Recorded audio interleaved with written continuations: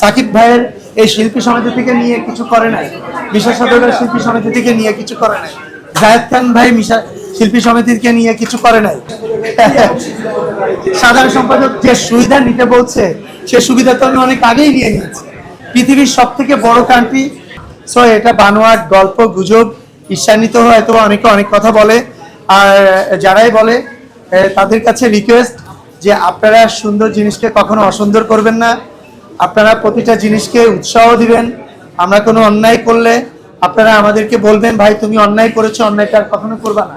আমি এর আগেও আমার বাংলাদেশে যারা আমার হ্যাটার্স আছে, ইন্ডাস্ট্রিতে যারা আমাকে পছন্দ করে না, তাদের সবার কাছে আমি কিন্তু ক্ষমা চেয়েছি। আমি আগে জয় চৌধুরী, এখন জয় চৌধুরী কিন্তু এক না। আমি আগে যা ইচ্ছা তাই চাইলেও করতে পারতাম, এখন 570 জন মানে মেম্বারের প্রতিনিধি আমি প্রতিটা মানুষকে নিয়ে, প্রতিটা মেম্বারদেরকে নিয়ে, ইন্ডাস্ট্রির সবাইকে নিয়ে আমি আমার এই গুরু দায়িত্ব পালন করতে চাই। সবাই কোনো না কোনো কারণে যদি কেউ আমার মনে কষ্ট পেয়ে থাকেন, আমি সবার কাছে ক্ষমা সুন্দর দৃষ্টিতে দেখার জন্য আহ্বান করব। আমাকে যে গুরু দায়িত্ব দিয়েছে এটা অনেক বড় একটা দায়িত্ব, এই দায়িত্ব যাতে আমি সুন্দরভাবে পালন করতে। অ্যাকচুয়ালি দূরে থাকলে অ্যাকচুয়ালি লিজেন্ডরা কখনো হারে না। Number 1 legend. আজকে বাঁচুক কালকে বাঁচুক, আজকে রাজ্জাক সাহেবকে আমরা মনে করছি না, উনি হেরে গেছে। সবার প্রথম রাজ্জাক সাহেবকে আমরা স্মরণ করি প্রতিটা জায়গায়। লিজেন্ডরা কখনো হারে না।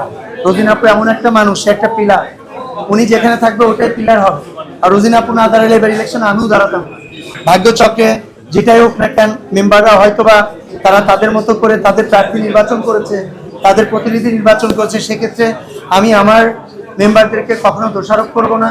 আমি এখন জেনারেল সেক্রেটারি হিসাবে আমি আমার সমস্ত আমার ক্যান্ডিডেট যারা ছিলেন এবং যারা পাস করেন অন্য ক্যান্ডিডেট, অন্য প্রার্থী বা অন্য দলের হয়ে যারা কাজ করতে এসেছেন, সবার স্বপ্ন ছিল শিল্পীদের জন্য কাজ করবে।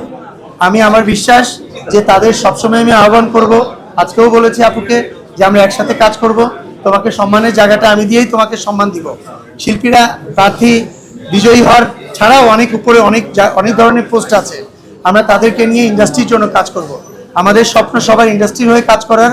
আমার বিশ্বাস তারা সবাই আমাকে স্বাগত জানাবে এবং আমার হাতে হাত রেখে ইনশাআল্লাহ সামনে চলচ্চিত্রকে এগিয়ে নিয়ে যাওয়ার জন্য সর্বাত্মক এবং খুব গুরুত্বপূর্ণ ভূমিকা রাখবে। হ্যাঁ, আমি অ্যাকচুয়ালি এটা জানি না, বাট তারা অভিমান করতে পারে। আমি ছোট মানুষ, আমার কাজ অভিমান ভাঙানো, আর বড় মানুষ তারা তাদের। এটা আমার সেকেন্ড মুভি ছিল। ওই সময় আমি এত দর্শকপ্রিয়তা পেয়েছিলাম এই ছবিটা দিয়ে, ক্ষণিকের ভালোবাসা। ওই সময় ছবিটি 56টা হলে রিলিজ হয়েছিল এবং একটানা অনেক বড় বড় হলে চলেছিল ছবিটা। আপনি যদি 14 সালে যদি গল্প এনে 2026-এ আনতে চান, সে দর্শক এখন নাই, সে হলও এখন নাই, সে পরিস্থিতিও এখন নাই, সেই স্ক্রিপ্টও এখন নাই, সেই স্ক্রিন প্লেও এখন নাই। আপনি 14 সালের গল্প 26 সালে আসে করলে কোনো লাভ হবে না। আসলে আজকে জয় চৌধুরী আগামী মানে গত জয় চৌধুরী ছিল না। প্রতিটা আর্টিস্টেরই দেখবেন কাজ করতে করতে একটা অভিজ্ঞতা হয়, একটা স্ক্রিনে একটা মানে ভারী ভক্ত আসে, সে পারফেক্টলি প্রেজেন্টেশন আসে স্ক্রিনে। সো আপনি আমার সেকেন্ড ছবি যদি আপনি এখন এসে আমার বিচার করতে চান, সেটা হবে না। প্রতিটা আর্টিস্ট আমার কাছে তো ভালো লাগছে, কারণ আমাকে অনেক ইনোসেন্ট লাগছিল তখন। সেই ইনোসেন্টটা নাই, আমি এখন অনেক কিছু শিখেছি, তখন হয়তো অনেক কিছু শিখি নাই, ক্যামেরার সামনে অনেক কিছু শেখা নাই।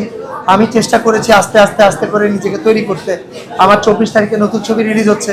আমার মনে হয় আমার দর্শকরা যারা আছে, যারা রিয়েল চলচ্চিত্র প্রেমী, যারা রিয়েল বাংলা চলচ্চিত্রকে ভালোবাসে, আমার মনে হয় 24 তারিখে তারা বাংলা ছবিটা দেখলে, স্নেহের বন্ধন দেখলে আমার অনেক বেশি দর্শকপ্রিয়তা আমার হবে এবং অনেক বেশি দর্শকদের কাছে ভালোবাসার মানুষ আমি হব।